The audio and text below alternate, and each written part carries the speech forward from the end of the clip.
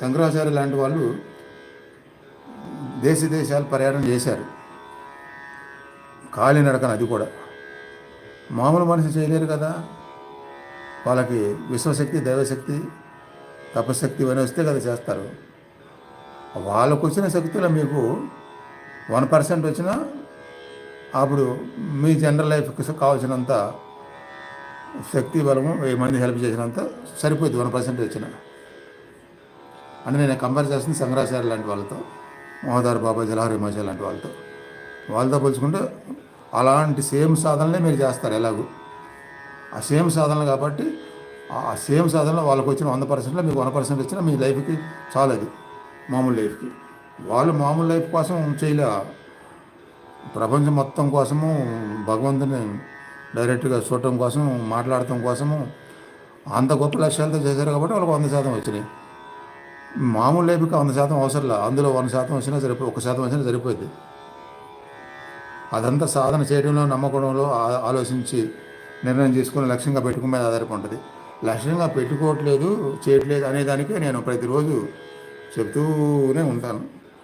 ఓహో, అంత గొప్ప శక్తి ఉన్నప్పుడు మనం ఎందుకు వదలాలి అని లక్ష్యం పెట్టుకోవాలి. కొందరు పెట్టుకుంటారు, కొందరు పెట్టుకోరు, కొందరు పెట్టుకొని కూడా వదిలేస్తారు.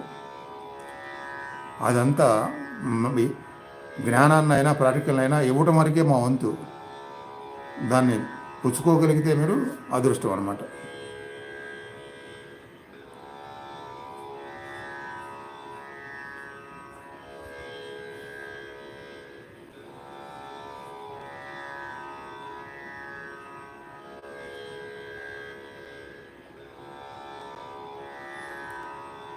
సౌజన్య, డైలీ ధ్యానంలో స్లీప్లో ఉలికిపోటు, ఫీర్సే కాదు, ప్రశాంతమైన గాఢమైన నిద్ర పట్టిద్ది సాధన వల్ల, చాలా గాఢమైన నిద్ర. మీలాగే ఒకే ఒక రోజు వచ్చాడు ఒక అతను లైవ్లోకి. అతను ఎవడిగాడంటే,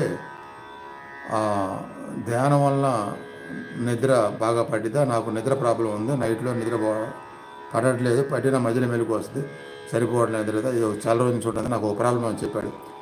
నేను చెప్పాను, ఒకే ఒక్క టెక్నిక్ చెప్పాను, ఈ ఒక్క టెక్నిక్ మీరు నమ్మి నేను ఎలా చెప్పినా అలా చేయండి, స్లీప్ ప్రాబ్లం పోయిద్దన్నా.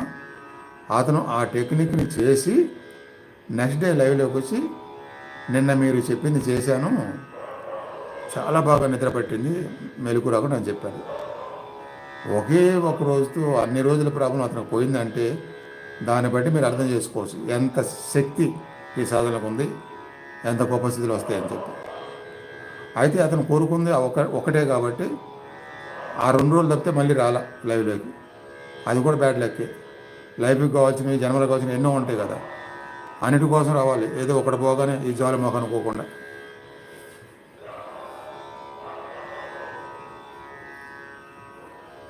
నేను ఈ రాత్రులందు లైవ్ మొదలుపెట్టిన కొత్తలో తెల్లవారుజామున 3 వరకు మీలాగా ప్రశ్నలు అడిగేవారు. ఓహో, వీళ్ళకి ఇంట్రెస్ట్గా ఉంది, రెగ్యులర్గా వస్తారు కావాలని ఓపిక ఇలానే కూర్చొని చెప్పేవారు 3 వరకు ప్రతి ప్రశ్నకి. వాళ్ళు సాటిస్ఫై అయ్యేవాళ్ళు, చాలా నమ్మకంగా ఆన్సర్ దొరికినాయి అని చెప్పి. కానీ తర్వాత సాధనగా మాత్రం రెగ్యులర్గా రావట్లేదు. అది ఒక రకంగా గురువుని నిరుత్సాహపరిచే విషయం, కానీ నేను మాత్రం నిరుత్సాహపడను. ఎందుకంటే ఈరోజు లైవ్లోనే స్టార్టింగ్లో వినిపించాను, భగవద్గీతలో కృష్ణ పరమాత్మ ఆనందం, విచారం లేకుండా ఉండేవాళ్ళంటే నాకు ఇష్టం అని చెప్పి. కాబట్టి ఎవరూ నన్ను నిరుత్సాహపరచలేరు.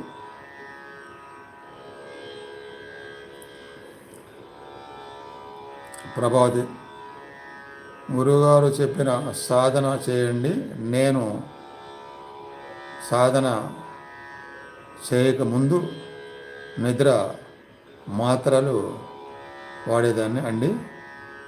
పరిస్థితుల్ని, భయాల్ని, పరిస్థితిని ఫేస్ చేయలేక నిద్ర మాత్రం వాడి ఇప్పుడు చాలా బాగున్నాను. అంటే ఆ నిద్ర మాత్రం వాడకుండా నిద్ర బాగుపడుతుంది, పరిస్థితులు అన్నీ బాగున్నాయని చెప్తున్నారు.